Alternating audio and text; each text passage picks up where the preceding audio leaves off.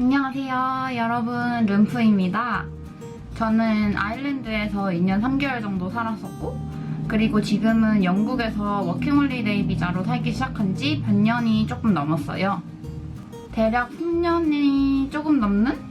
3년 정도 되는 시간 동안 외국에서 살면서 다양한 집 유형에서도 살아보고 여러 번 비행도 다녀보면서 어느 정도 집을 보는 데에 대한 노하우가 생긴 것 같아요. 외국 생활을 처음 시작할 때 제일 걱정되는 것 중에 하나가 집을 구하는 게 아닐까 싶은데요. 그래서 저번 뷰잉 영상에 이어서 오늘은 초기 단기 숙소를 어떻게 구하는지, 또 단기 숙소에는 어떤 유형들이 있는지에 대한 이야기를 한번 해보려고 합니다.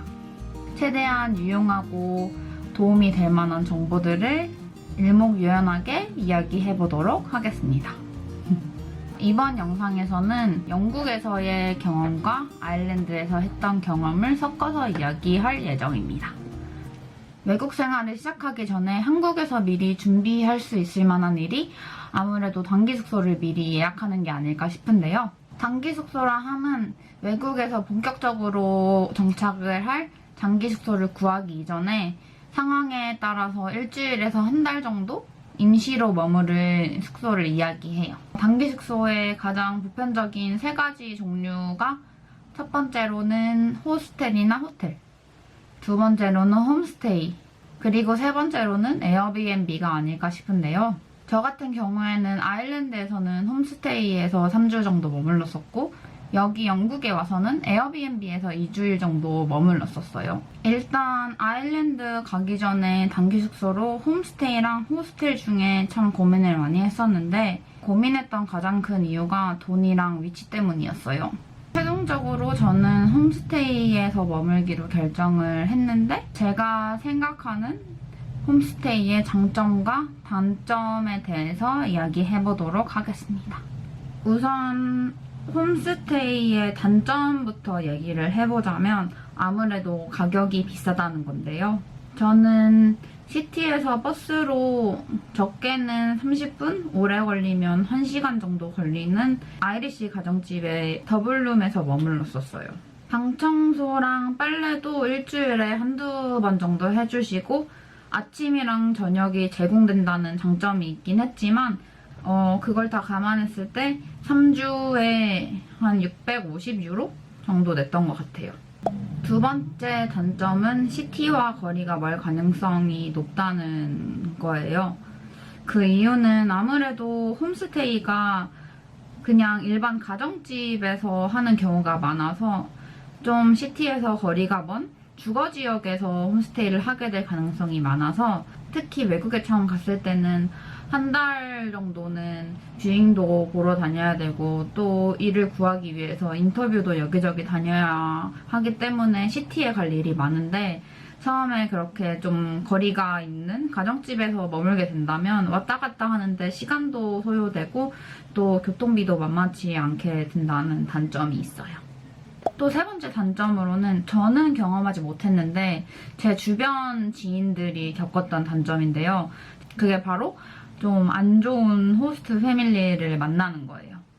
저 같은 경우에는 운이 좋게도 좋은 아이리시 할머니랑 같이 너무나도 좋은 시간을 보냈었지만, 제 친구는 한 달 동안 홈스테이 돈을 냈는데 그 부부가 너무 별로고 하우스룰도 엄청 빡세서 계속 집에 있는 동안 눈치도 보고, 또 저녁 제공이라고 했는데 자기들이 먹는 저녁이랑 그 친구한테 주는 저녁의 퀄리티가 완전 달랐다고 하더라고요. 또 심지어는 한 달 머무는데 열쇠를 안 줘가지고 가끔씩은 집에 아무도 없으면 그냥 밖에서 하염없이 기다려야 하는 경우도 있었다고 하더라고요.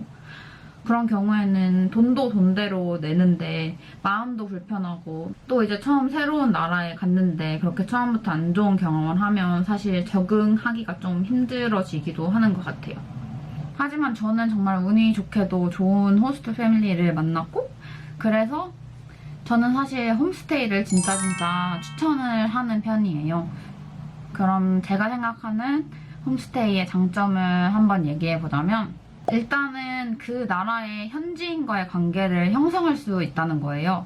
제가 머물렀던 집은 아이리시 할머니가 이제 자식들을 다 장가랑 시집 보내고 혼자서 사시는 집이었는데 그 아이리시 할머니께서 아일랜드 역사부터 시작해서 문화도 그렇고 아일랜드에서 어떻게 생활하는지 이런저런 팁들을 정말 많이 알려주셨어요. 그리고 또 아일랜드에 영어 공부하러 온 학생들을 받아본 경험이 되게 많으셔서 영어를 잘 하지 못하는 외국인 학생들과 어떻게 하면 대화를 할 수 있는지를 잘 알고 계셨던 분이었어요. 그래서 저는 아일랜드에서 학생비자로 머물렀었는데 매일 저녁 같이 먹을 때마다 오늘은 학교에서 어떤 거 배웠냐 물어도 봐주시고 또 대화를 계속 유도하시면서 제가 그날 배웠던 것들을 자연스럽게 복습도 하고 또 이런저런 얘기를 하면서 처음에 새로운 나라에 가서 있었던 긴장감이 쉽게 풀어질 수 있었던 것 같아요. The map of Australia. Australia. Australia. Yeah, I'm going to Australia. See? I'm going. I'm going in Australia. Oh, See? Your tea leaves. Two. good. Two. Oh, you have to have more tea. 또 무엇보다 감동적이었던 게 이제 3주 홈스테이 기간이 끝날 즈음에 저도 장기 숙소를 구해서 이사를 나가게 됐는데 아까 말씀드렸던 것처럼 사실 시티에서 거리가 좀 있었고 제가 새로 구한 집은 시티센터 근처에 있는 곳이었어요.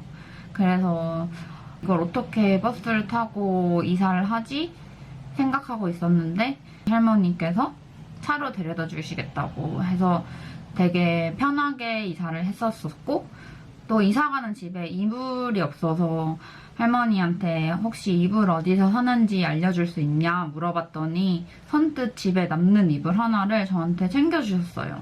그렇게 이것저것 챙겨주시고 딱 새로 이사갈 집 앞에 짐 다 내리고 인사하는데 저를 꼭 안아주시면서 더블린에 자기가 있다는 걸 항상 잊지 말라고 힘든 일 있으면 언제든 연락하거나 와도 된다고 얘기해 주시는데 그렇게 뭔가 이 타지에 나를 생각해주는 사람이 있다는 것만으로도 되게 많은 힘이 되더라고요. 두 번째 장점으로는 밥 걱정을 안 해도 된다는 거. 한국인은 밥심으로 산다는 말이 있듯이 특히나 이제 외국 처음 가면은 막 이민국도 가야 되고 일도 구하러 다녀야 되고 새로운 사람들도 만나야 되고 영어를 어떻게 말하나 긴장도 되고 그 와중에 밥도 못 챙겨 먹으면은 되게 서러울 수도 있는데 홈스테이에서는 기본적으로 아침을 다 제공해주고 좀 잘 찾아보면 제가 머물렀던 곳처럼 저녁까지 제공을 해주는 곳들이 있어요. 이게 굉장히 좋은 장점이라고 저는 생각하는 게 사실 단기 숙소에서는 뭔가 식재료를 사서 쟁여놓기가 좀 애매하잖아요. 언젠가 떠나야 되고 또 이사 갈 때 괜히 짐 늘까봐 뭘 사지도 못하고 그렇다고 밖에서 사 먹기에는 영국도 그렇고 아일랜드도 그렇고 외식비가 엄청 비싸요. 근데 홈스테이에서 머물면 그래도 아침이랑 저녁은 따로 걱정 안 해도 되니까 그게 좀 저는 굉장히 좋았던 것 같아요. 그리고 또 현지인이 해주는 뭔가 이국적인 음식들? 아일랜드도 영국도 음식이 그렇게 발달한 나라는 아니지만 피쉬 파이라던가 shepherd 파이 무슨 감자로 만든 그런 신기한 음식들을 많이 먹어볼 수 있어서 되게 신기하고 좋은 경험이었던 것 같아요. 세 번째 장점으로는 청소랑 빨래를 안 해도 된다는 거. 제가 머물렀던 집은 일주일에 한 번씩 침대 시트나 바닥 청소 같은 걸 해주셨고 월요일이랑 목요일 이렇게 일주일에 2번 부엌에다가 빨래 바구니를 아침에 내놓으면은 빨래를 해서 건조기까지 돌려서 저녁쯤에 다시 빨래 바구니에 깨끗한 빨래들을 넣어 주셨었어요.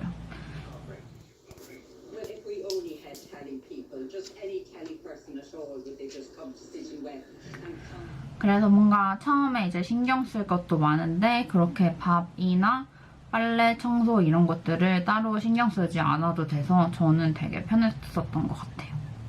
그리고 또 제가 고려했던 옵션 중에 하나인 호스텔의 장단점을 한번 살펴보자면 우선은 홈스테이에 비해 가격이 더 저렴할 수 있어요. 특히나 머무는 방에 따라서 가격이 달라지긴 하겠지만 돈을 절약하고자 한다면 4인 도미토리, 6인 도미토리 이런 도미토리 룸에서 지내면서 좀 초기에 들어가는 비용을 절약할 수가 있겠죠? 그리고 두 번째로는 시티센터와 가까울 가능성이 높다. 호스텔은 아무래도 관광객들을 위한 숙박업소다 보니까 뭐 편의시설이나 관광지들이 몰려있는 시티에 위치해 있을 가능성이 높은 것 같아요. 그에 반해 호스텔의 가장 치명적인 단점은 아무래도 보안 문제가 아닐까 싶은데요. 특히나 아까 말했던 것처럼 도미토리 룸 같은 데 살면은 짐을 보관하기가 굉장히 애매하고, 특히나 그 나라에 며칠 여행 간 게 아니라 최소 몇 개월에서 1년 정도 살러 간 경우에는 큰 캐리어가 한두 개씩은 있을 법한데 그 짐들을 안전하게 보관할 수 있을까에 대한 걱정이 있을 수 있겠죠? 그리고 두 번째 단점으로는 생각보다 그렇게 가격이 저렴하지 않을 수 있다는 거예요. 왜냐하면 아무래도 호스텔은 숙박업소다 보니까 주중, 주말 요금이 다를 수도 있고 또 비수기, 성수기 요금이 다를 수 있기 때문에 월요일부터 금요일 이렇게 5일 안에 장기 숙소를 구해서 나가겠다 하는 경우에는 단기 숙소 비용을 정말 저렴하게 절약할 수 있겠지만, 만약에 상황이 여의치 않아서 계속 연장을 해야 된다거나 뭐 3주에서 한 달 정도 그렇게 머무를 계획이라면 주말이 끼고 또 언제 외국에 가느냐에 따라서 가격이 그렇게 싸지 않을 수도 있어요. 그런데다가 밥도 자기가 해먹거나 혹은 밖에서 사 먹어야 할 가능성이 높기 때문에 그런 식비 지출까지 고려하면 시간은 시간대로 들고 돈은 돈대로 들고 불편한 건 또 불편하고 그럴 수 있어요. 그래서 저는 이것저것 생각을 해봤을 때 아무래도 처음 갔을 때는 좀 그 나라에 대해서 잘 아는 사람을 만나는 게 좋다고 생각을 했고, 또 제가 적응하는 데 있어서도 그냥 호스텔에서 나 혼자 그렇게 있는 것보다는 아무래도 좀 소통을 할 수 있고 관계를 형성할 수 있는 홈스테이에 들어가는 게 더 좋다고 생각을 했습니다. 그래서 이렇게 초기 숙소로서의 홈스테이와 호스텔의 장단점을 알아봤는데, 제 나름대로 정리를 해보자면 홈스테이는 현지인과의 관계를 형성하고 싶고 밥, 빨래, 청소 같은 자질구레한 걱정을 하지 않고 싶고 돈에 어느 정도 여유가 있으면 홈스테이가 훨씬 나은 것 같고요. 만약에 나는 초기 숙소 비용을 최대한으로 줄이고 싶다. 그리고 장기 숙소도 최대한 빨리 구하고 싶다. 또 나는 뭐 남들과 같이 방 쓰는 게 상관없다. 짐도 내가 잘 보관할 수 있다. 그러신 경우에는 호스텔도 좋은 옵션이라고 생각합니다. 이런저런 이유로 아일랜드에서는 홈스테이를 장기 숙소로 결정했다면, 이번에 런던에 왔을 때는 에어비앤비에서 2주 정도 머물렀었는데, 가장 큰 이유는 코로나 때문에 자가격리를 해야 된다는 거였어요. 10일 동안 자가격리를 그때 당시에는 했었어야 돼서 자가격리를 할 수 있는 숙소를 찾다 보니까 선택지가 그렇게 많지 않기도 했었고, 아무래도 10일 동안 계속 배달을 시켜 먹을 순 없으니까 요리를 할 수 있는 곳으로 찾다 보니까 에어비앤비가 가장 괜찮겠다 싶어서 에어비앤비 웹사이트에서 좀 괜찮다 싶은 곳들에 미리 호스트들한테 나 이제 런던에 들어가서 자가격리를 할 예정인데 혹시 자가격리 가능하냐 미리 물어보고 괜찮다고 한 곳들 중에 하나를 결정해서 미리 예약을 했습니다. 결론부터 말하자면 제 에어비앤비 경험은 진짜 별로였어요. 제가 머물렀던 에어비앤비는 캐닝턴역 근처에 위치한 허름한 아파트에 있는 작은 더블룸이라고 말하기에도 좀 애매한 작은 그냥 방 하나였는데, 일단 제가 머물렀던 시기는 2021년 6월 말부터 7월 초중반 정도까지 15일간 머물렀었고, 아파트 구조는 방 3개에 거실, 부엌, 그리고 화장실 각각 하나씩, 그리고 그 집에는 이미 살고 있는 사람들이 있었고 남는 방 하나를 에어비앤비로 돌리고 있는 상황이었어요. 그래서 방 하나에 커플 한 커플씩 해서 2커플 총 4명이 살고 있는 집이었고, 남는 방에 제가 에어비앤비 게스트로 머물렀었던 거죠. 일단 처음 갔을 때 집이 되게 지저분했어요. 부엌이 여튼 되게 더러웠어요. 그래서 좀 처음 인상이 별로 안 좋았다고 해야 되나? 그래서 방에 들어갔는데 방도 되게 어둡고 매트리스 자체도 언제 샀는지 모르겠을 정도로 되게 상태가 안 좋았어요. 매트리스가 이렇게 움푹 꺼져가지고 누우면은 엉덩이랑 허리 쪽이 이렇게 들어가는 그런 되게 오래된 매트리스였는데 뭐 밤에 잠만 자는 거였어도 좀 불편했을 것 같은데 10일 동안 집에만 방에만 있어야 되는데 대부분의 시간을 침대에서 보냈거든요. 그 방 자체도 되게 작아서 뭐 침대 말고는 따로 있을 곳이 없기도 했고 여튼 계속 침대에서 있었는데 한 며칠 지나니까 허리가 진짜 아프더라고요. 그래서 좀 별로였고 진짜 좀 그랬던 게 분명히 자가격리를 한다고 했는데 둘째 날인가? 그때가 이제 금요일인가 그랬는데 친구들을 집에 초대해가지고 거실에서 막 술 마시고 그러더라고요.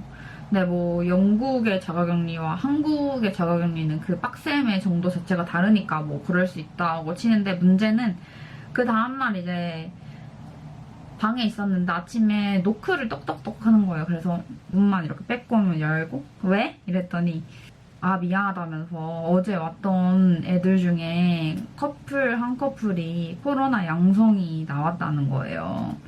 그래가지고 지금 자기들도 다 코로나 검사 받으러 갈 예정이라고 그러면서 미안하다 그렇게 얘기를 하는 거예요. 뭐 저는 그 사람들이 와 있을 때 아예 밖에 안 나가긴 했지만 제가 어쨌거나 앞으로 자가격리 동안 같이 지낼 사람들이 코로나에 걸렸을 가능성도 있는 거고 그때 자가격리 지침이 2일차랑 8일차에 셀프 검사를 해서 보냈어야 됐었어요. 그래서 이제 2번 다 음성이 나와야지 10일차에 격리 해제가 되는 그런 식이었는데 그런 상황이었는데 코로나에 걸렸을 수도 있다고 그렇게 얘기하니까 좀 뭐지? 약간 이런 생각이 들더라고요. 그리고 실제로 그 집에 있는 저 포함 5명 중에 3명이 코로나에 걸렸었어요.